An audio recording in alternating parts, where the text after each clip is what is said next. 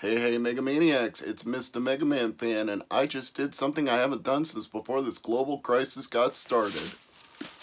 I went to Half Price Books. What did they have? What did I get? I'll tell you all about that after these introductory words from Megaran.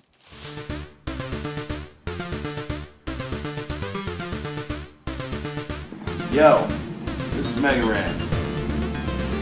And you need to rock and or roll on over to Mr. MegaManFan's YouTube channel, because it's all that rush to make it happen. Peace! Before we get started with what I got from Half Price Books, I wanted to address something that I've seen come up on my channel a few times and on a few other people's channels as well. When you're playing a game through a console or through emulation or whatever means you play it, oftentimes people will ask questions in the YouTube comments section, which is wonderful. I want you to ask questions. Like, comment, share. That's what I always say in the description. So please keep the comments coming. But the one thing that I think is a caveat to that rule is don't ask, where can I find the ROM? You know that's not a question I can answer. Mad Little Pixel can't answer that. Rerez can't answer that. LGR can't answer that. Nobody can answer that question. We cannot tell you where to find ROMs if you want to try things in emulation. That is not something we can do for you. What I can tell you, what I can safely say to you, is that there are better search engines to look for what you want than Google. If your browser defaults to Google, try something else. But if you ask in the comments section where to find ROMs, nobody is going to be able to point you to a website, because that is putting them at risk for advertising where to get it, and that's putting the website at risk for being shut down because it's a place to get it. So for both of those reasons, nobody is going to answer that question directly. It's just not going to happen. That's all I had to say about that issue.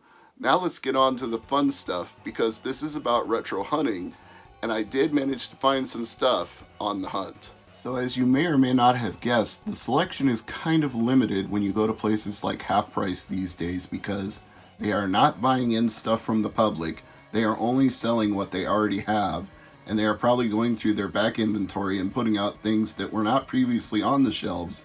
But since they're not buying in new products, the selection is going to keep shrinking until eventually they get to that tipping point where they're like, okay, now it's safe and we don't have anything left anyway, so now we can start taking goods from the public. But for the time being, you just have to take what you can get. And at the location that I went to, they had a limit of 5 people in the store. You must wear a mask, and you're limited to no more than 30 minutes inside the store. So I actually had to stand outside and wait for a little bit just to get in, but it turned out to be worth it because I found a few things that were of interest to me. Starting with this Collectible Gamers Box. It's like Loot Crate for gamers. Now, I used to see these things at Walmart for 20 bucks, and I didn't think it was necessarily worth the price. But for 10 bucks, plus the fact that I got a discount on top of that thanks to my wife, well, I'll do it for 9 bucks. So in a minute, I'll unbox this and we'll take a look at all of the classic arcade goodies that are inside this collector's box. But before we get to that, I'll show you what else I found at Half Price Books. And again, keep in mind, selection is kind of limited because they're not taking in new products, so I had to make the best of the situation. But I did find a few things. Since I got the Sonic the Hedgehog game for Xbox, I thought a player's guide to go along with the game. I know it's a terrible game. You don't have to tell me that, but hey, it's something to do during these times where we're all staying at home. So even if it's a bad game, I now have a player's guide to finish a bad game with. So what the hell, man? Might as well. And I found a copy of Teenage Mutant Ninja Turtles Smash Up for the Wii. It goes for about 9 1/4 complete, and this is complete. So $9 what I paid for it. Disc is a little rough, but I'll give that a try before this video is over, make sure it works. If it doesn't, I can always try taking it to Pop Culture or Fix It Phil and get it resurfaced. This is what's important. It has to have both the comic book and the manual, or it's not worth $9, $10, or any bucks. You want the complete set. And this is the comic book and the instruction manual, and they're both in nice shape. So I call that a win, especially if the game is tested and working. But we'll get to that after we get to this, the collector's box. I've seen these on a few other channels, so I kind of know what I'm in for, but at the same time, it's new to me, so we'll experience that newness together, you and I, all of you Mega Maniacs out there. Trust me, if they made a Mega Man box, I probably would pay $20 for it.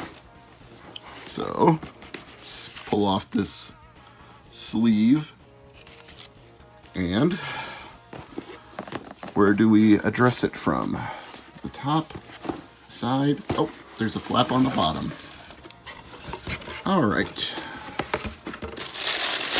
what do we have here?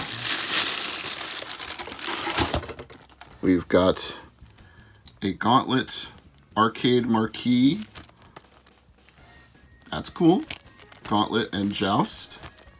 Obviously much smaller than the actual marquees would be, but I already feel like I'm doing good with this box just on that alone, because these look pretty darn cool. And let's see what this is. It's a Joust Boingler. I take it that's their word for a bobblehead. Well, I've always been a fan of the Joust arcade games, so once again, feel like I'm winning with that. Yeah, it's kind of bobble-ish. It's got a spring on it, so it weeble wobbles around. What do we got next? Ah, it's like a miniature lunchbox. Defender on one side and Defender on the other side. Teeny tins, they're called. I guess you could put mints or snacks inside of this. Doesn't feel like there are any in there, but you know what? Let's just check that. Yeah, this looks like about the size of an Altoids tin. Maybe you could make a minty pie out of this. I imagine if you drilled some air holes for ventilation, put the controls in here, yeah, you could make a minty pie with this thing.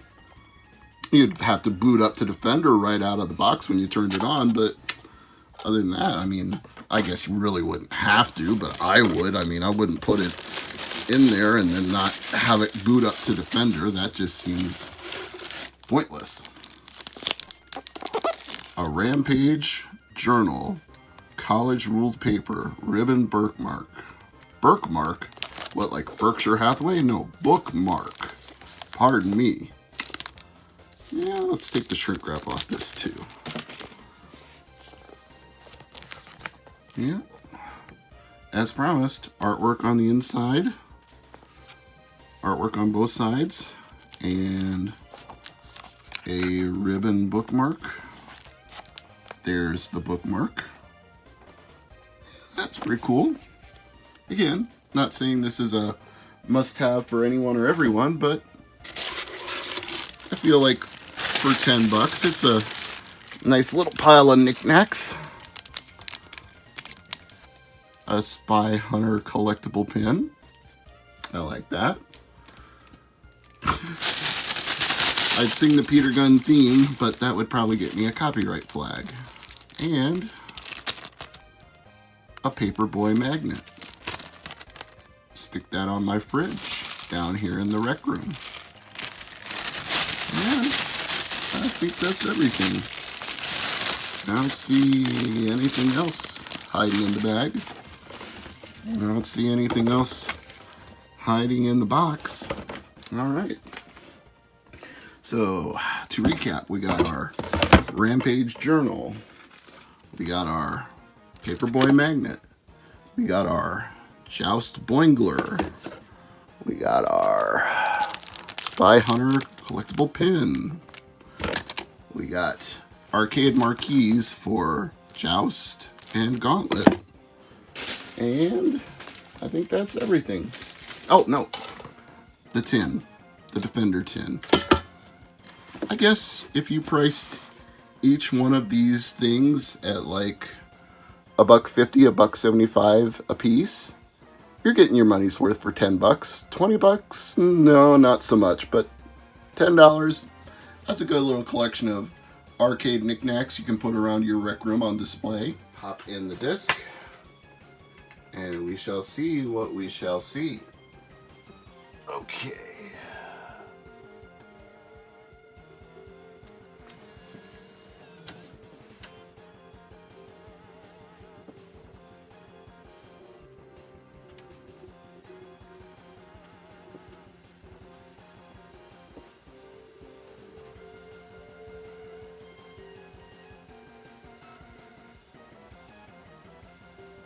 Looks like it's going to be a working game. Okay. Is connected. Gotta get yourself connected. Writings on the wall. Okay. Settle it in Smash Up.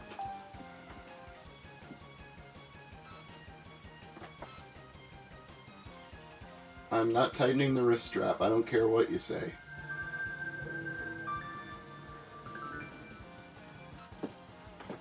Oh, Ubisoft. Yeah, create save data. Why not?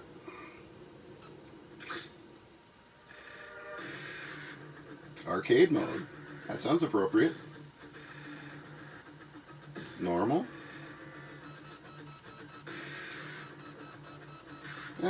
Let's see here. I'll go with Raphael. He's the only one I've actually got an action figure of. You have to hold the Wiimote sideways, of course.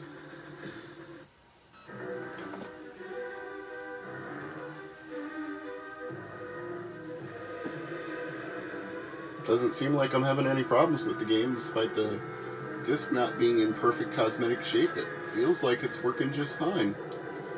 Got ourselves an FMV cutscene, and the turtles are doing their turtle thing, but I'm just going to skip that because I want to get to the action. I'm taking you down. Time to clean the streets. 3, 2, 1, go! If the Teenage Mutant Ninja Turtles were in Smash, this is what it would be. Sweet. Alright, that's a working game. I'm Mr. MegaManFan, and as always, thank you for watching.